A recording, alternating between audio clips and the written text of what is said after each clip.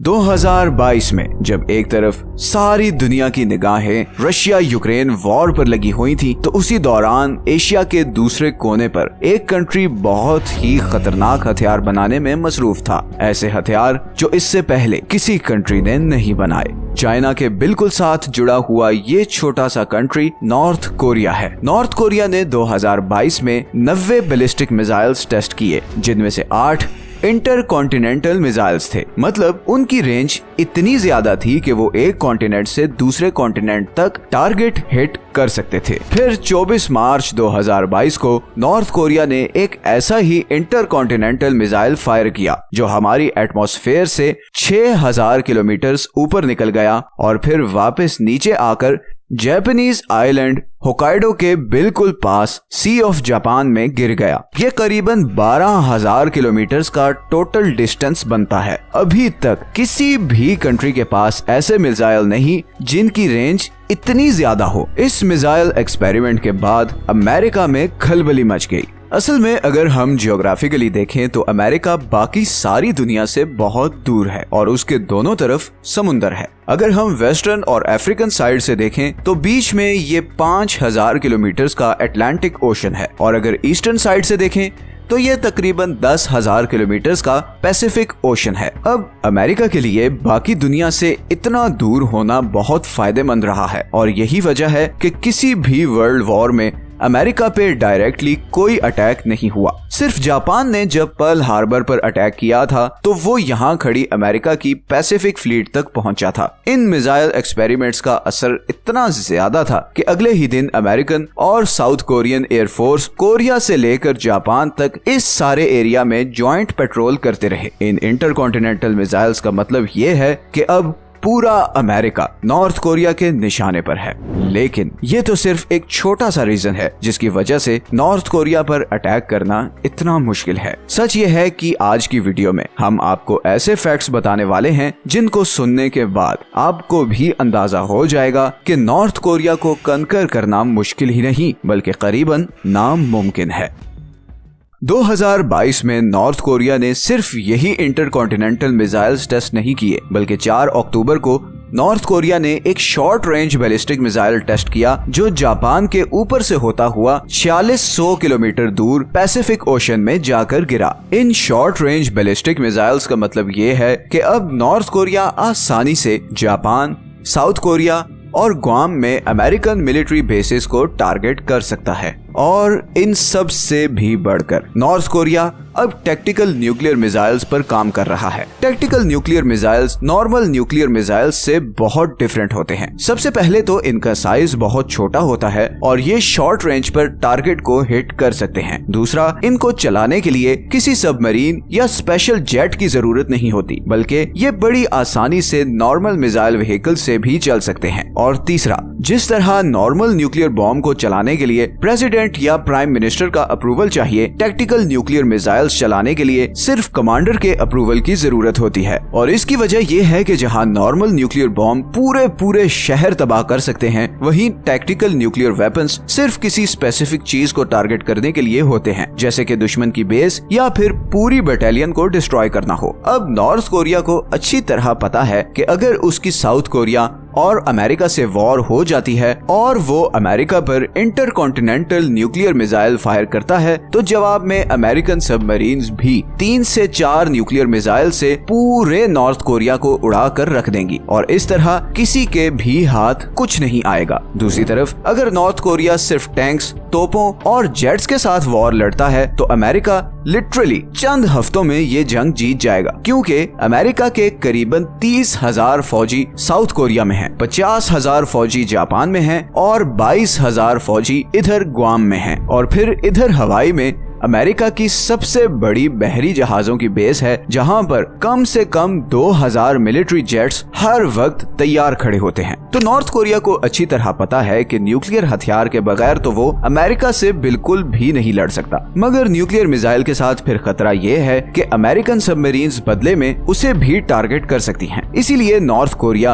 अब tactical nuclear missiles बना रहा है ताकि वॉर की सूरत में वो आसानी से जापान, साउथ कोरिया और हवाई में अमेरिकन मिलिट्री बेसिस को टारगेट कर सके और इस तरह अमेरिका की सारी आर्मी न्यूट्रलाइज हो जाएगी, बिकॉज इस पूरे एरिया में इन आइलैंड्स के अलावा अमेरिका की कहीं और मिलिट्री बेसेस नहीं हैं। और इस सारे सिनेरियो में एक और बहुत बड़ी प्रॉब्लम ये भी है कि कोई छोटी सी गलती बहुत बड़े नुकसान का सबब भी बन सकती है। असल में नॉर्थ कोरिया से सिर्फ 50 किलोमीटर दूर सोल है, साउथ कोरिया का कैपिटल और दुनिया का 16वां सबसे बड़ा शहर, जहां पर साउथ कोरिया की 50% आबादी रहती है। नॉर्थ कोरिया की तरफ से कोई भी मिस फायर लाखों इंसानों की मौत का सबब बन सकता है। इसीलिए अमेरिका की बड़ी कोशिश है कि नॉर्थ कोरिया न्यूक्लियर वेपन्स पर काम बंद कर दे, मगर जाहिर है कि नॉर्थ कोरिया को इस चीज पर मनाना कोई आसान काम नहीं। अगर अमेरिका मिलिट्री के थ्रू नॉर्थ कोरिया पर प्रेशर डालने की कोशिश करता है तो किसी को आइडिया नहीं कि नॉर्थ कोरिया किस तरह रिएक्ट करेगा, क्योंकि जिस तरह की Korean president Kim Jong Un की पर्सनैलिटी है, कोई पता नहीं कि अगर उसे ज्यादा उकसाया गया तो वो अमेरिका पर डायरेक्ट न्यूक्लियर मिसाइल दाग दे। तो अब अमेरिका के पास ऑप्शन ये बचती है कि वो नॉर्थ कोरिया पर मजीद इकोनॉमिक सैंक्शंस लगा दे, मगर ये ऑप्शन भी शायद कामयाब ना हो, और उसकी वजह है चाइना। चाइना नॉर्थ कोरिया का सबसे बड़ा ट्रेडिंग पार्टनर है। नॉर्थ कोरिया का 90% इंटरनेशनल ट्रेड चाइना के साथ होता है और इसी पैसे के थ्रू नॉर्थ कोरिया की सारी इकोनॉमी चल रही है। चाइना और नॉर्थ कोरिया ऑफिशियल अलाइज हैं और इन दोनों के दरमियान एक मिलिट्री डिफेंस ट्रीटी है, जिसके मुताबिक अगर इन दोनों में से किसी पे भी कोई और कंट्री अटैक करता है तो दोनों मिलकर एक दूसरे को डिफेंड करेंगे। अब सवाल ये पैदा होता है कि जिस नॉर्थ कोरिया को सारी दुनिया ने कट ऑफ किया हुआ है, उसके साथ चाइना की इतनी दोस्ती क्यों है? इस सवाल का जवाब है चाइना की जोग्राफियाई कॉम्प्लिकेशंस। जैसा कि हम पहले भी कई वीडियोस में बता चुके हैं कि चाइना के पास पूरी दुनिया से कनेक्ट करने का यही एक रूट है, लेकिन इस सारे रूट में छोटे छोटे आइलैंड्स हैं, जैसे कि ताइवान, जापान,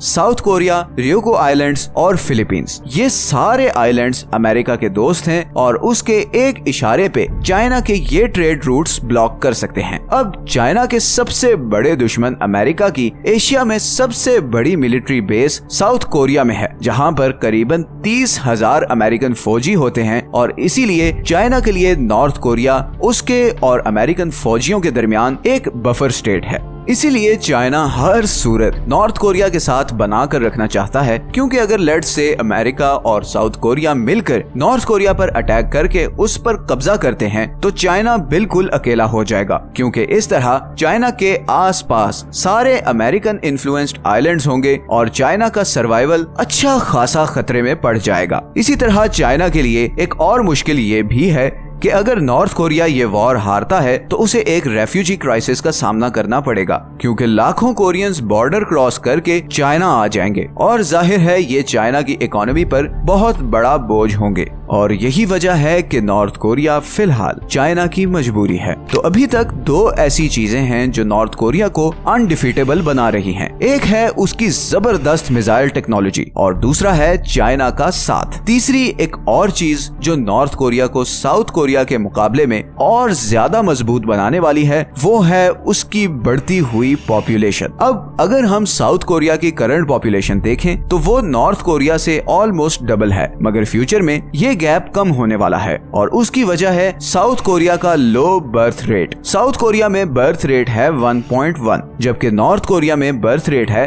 ऑलमोस्ट 2, मतलब साउथ कोरिया से डबल। अब आप ये पॉपुलेशन पिरामिड देखें, जिसमें नॉर्थ कोरिया लेफ्ट पर है और साउथ कोरिया राइट साइड पर। इसमें क्लियरली दिख रहा है कि गो के साउथ कोरिया की टोटल पॉपुलेशन नॉर्थ कोरिया से ज्यादा है, मगर दोनों कंट्रीज की यंग पॉपुलेशन ऑलमोस्ट सेम है। इसका साफ मतलब ये है कि डबल बर्थ रेट के साथ नॉर्थ कोरिया अगले 20 से 30 सालों में आबादी में साउथ कोरिया के बराबर आ जाएगा, और इसका मतलब होगा ज्यादा आर्मी, ज्यादा मैन पावर और नतीजतन ज्यादा ताकत। और यही सारी रीजंस हैं जिनकी वजह से नॉर्थ कोरिया अमेरिका के लिए एक सरदर्द बना हुआ है, जिसका हल फिलहाल निकलता नजर नहीं आ रहा। नॉर्थ कोरिया जिस तेजी से न्यूक्लियर वेपन्स पर काम कर रहा है, बहुत जल्द वो बहुत खतरनाक सरप्राइजेस देने वाला है, और फिलहाल कोई भी डील उसको कन्विंस नहीं कर सकती कि न्यूक्लियर वेपन्स पर काम बंद कर दे, क्योंकि नॉर्थ कोरिया अच्छी तरह देख चुका है कि जिन कंट्रीज ने अमेरिका के कहने पर अपने न्यूक्लियर प्रोग्राम्स बंद किए, उनका क्या अंजाम हुआ। इराक, लीबिया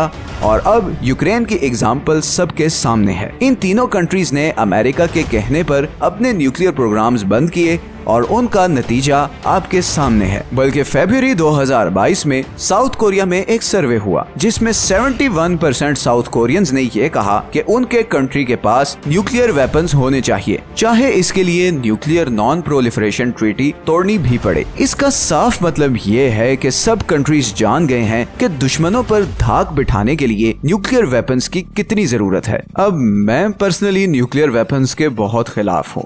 मेरी समझ में ये नहीं आता कि इतनी जबरदस्त टेक्नोलॉजी, इतनी जबरदस्त लो कार्बन एनर्जी जिसके थ्रू हम एनर्जी शॉर्टेज का मसला हल कर सकते हैं, उस एनर्जी के जरिए हम ये तरीके ढूंढ रहे हैं कि कैसे अपने जैसे दूसरे इंसानों को खत्म करें। Billions of dollars in nuclear weapons पर खर्च होते हैं। किस लिए? सिर्फ अगले पे धाक बिठाने के लिए, चाहे इस धाक के बदले अपने लोग गरीबी और भूख से मरते रहें। खैर, नॉर्थ कोरिया की ये बढ़ती हुई ताकत के खिलाफ अमेरिका जल्द या बदेर कोई एक्शन जरूर लेगा। देखना यह है कि चाइना और नॉर्थ कोरिया उस एक्शन के जवाब में क्या करते हैं। अगर आपको आज की वीडियो पसंद आई है तो उसे लाइक और चैनल को सब्सक्राइब जरूर कर दें। ये हैं वो सारे सोर्सेज जहां से हमने इस वीडियो के लिए कंसल्ट किया है। अगर आपकी कोई सजेशंस हैं तो नीचे कमेंट्स में हमें जरूर बताएं। मिलते हैं नेक्स्ट वीडियो में। अल्लाह हाफिज।